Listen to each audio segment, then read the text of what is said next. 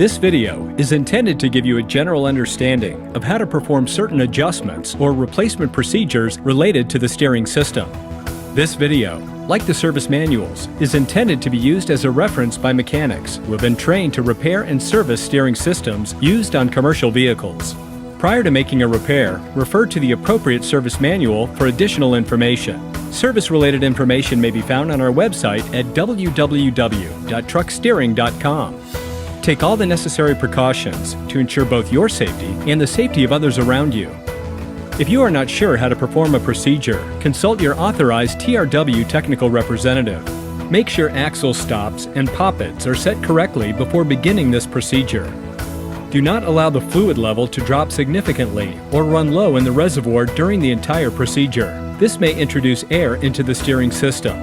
Find and correct the source of air entering the system before attempting this procedure.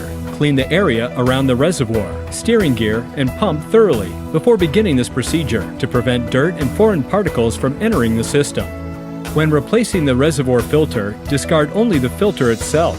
Other components may be required to hold the filter element in place inside the reservoir. Flushing the steering system. TRW recommends that the steering system be flushed every time a gear, pump, or reservoir is replaced, whether the components are new or remanufactured.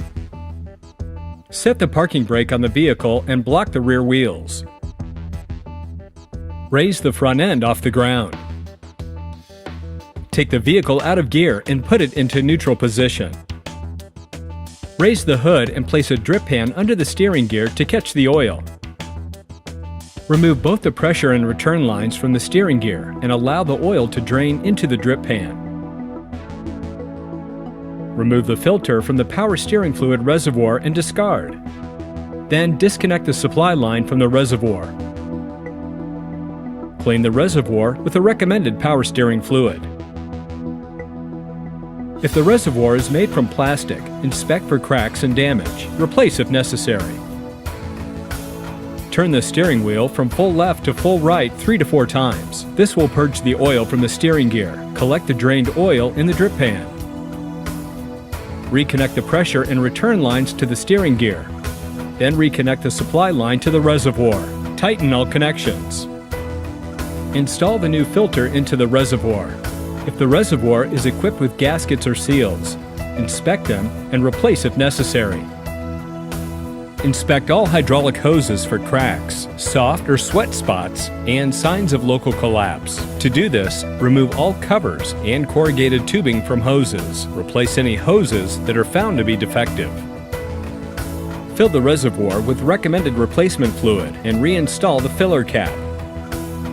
Start the engine. Let it idle for about 10 seconds. Then turn off the ignition. Check the reservoir fluid level and top it off if necessary. You may need to repeat this procedure 3 to 4 times. Upon completion of filling the reservoir, start the engine and let it idle. With the engine idling, steer full right and full left once and return to straight ahead. Turn off the ignition. Check the power steering reservoir level and top it off if required. Caution: do not hold the steering at full lock for longer than 10 seconds, as this will cause the system to overheat. Restart the engine and steer to end of travel in each direction 3 to 4 times. Turn off the ignition, recheck the reservoir fluid level, and adjust it to the correct level if needed. Inspect the system for leaks and correct them if necessary. Bleed air from the system if required. Remove the drip pan and lower the vehicle. Remove the blocks from the rear wheels and return the vehicle to normal service. Air bleeding the system. Automatic and manual bleed steering gears. This demonstration will show you how to bleed the air out of the steering system for both automatic and manual bleed steering gears. This includes a single steering gear with a manual bleed screw, as well as a dual steering gear system, in which neither the gear nor the rotary cylinder has a manual bleed screw. Refer to Service Bulletin TAS 117 for more specific information. Automatic bleed systems. First, check the fluid level in the reservoir and fill if needed. Start the engine. Let it idle for 10 seconds, then turn off the ignition. Check the fluid level in the reservoir and refill if needed.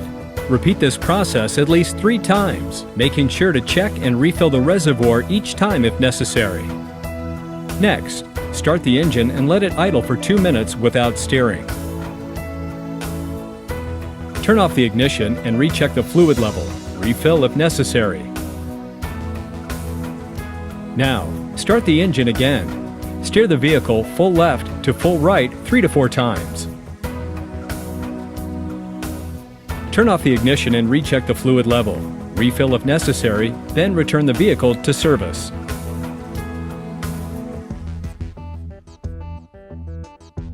Manual bleed systems. First, check the fluid level in the reservoir and fill if needed. Start the engine, let it idle for 10 seconds. Then, turn off the ignition. Check the fluid level in the reservoir and refill if needed.